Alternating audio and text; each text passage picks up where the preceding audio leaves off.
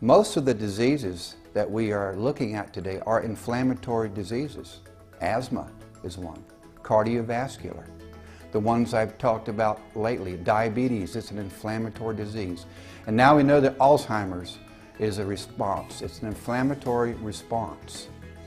They all have the same underlying principle. What happens is you have an attack on the cell, your body thinks it's being attacked. Then it sends out the troops in your body, whether it's on your skin, like in poison ivy, or your pancreas, and it starts to try to help. Unfortunately, if it keeps up, if the cells continually are attacked, and you have continual inflammation, that's when your cells break down. It's going on in your brain too. It's going on in your brain. Inflammation is not something that's just on your skin. It's inside your walls of your arteries and veins. It's happened in your brain. Your brain is constantly under bombardment of a poison, refined sugar.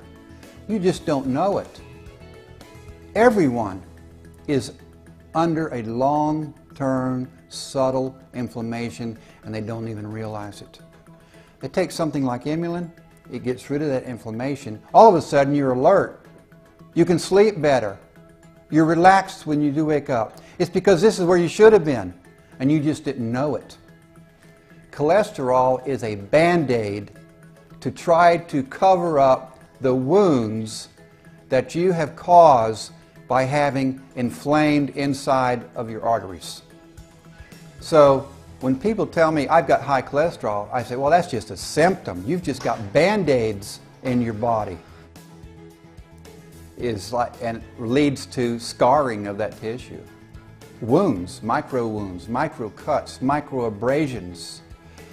Your body sends out cholesterol as a bandage to cover those wounds.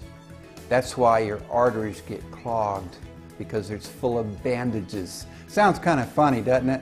But it's not that the cholesterol is the problem. Again, it's the underlying inflammation. Get rid of the inflammation, the body won't produce cholesterol. So if you take something like Emulin, which lowers blood glucose and helps the blood glucose get out of your blood into where it needs to go, like your muscle and your brain, then you won't have the inflammation. You don't have the inflammation, your body cholesterol drops because it's not needed anymore. So yes, that's why people can take Emulin and have lowered their cholesterol. It doesn't attack cholesterol directly, it gets rid of the underlying inflammation.